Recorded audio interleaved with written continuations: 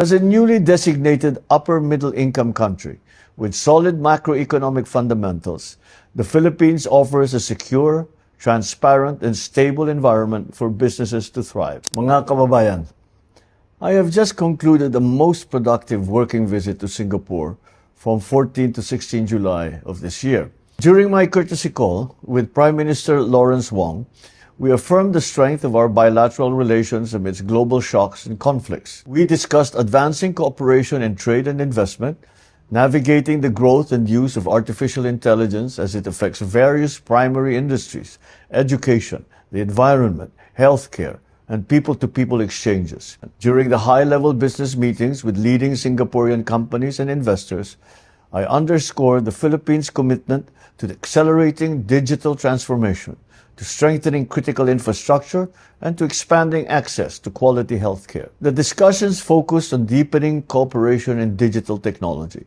telecommunications, data centers, AI, and healthcare, key sectors that will enhance the country's innovation ecosystem, improve essential services, and support long-term inclusive economic growth. As a newly designated upper middle income country with solid macroeconomic fundamentals, the Philippines offers a secure, transparent, and stable environment for businesses to thrive. This visit demonstrates the enduring strength of Philippines-Singapore relations, our shared commitment to ASEAN centrality, and the Philippines' readiness to serve as a reliable partner in driving growth and innovation across the region.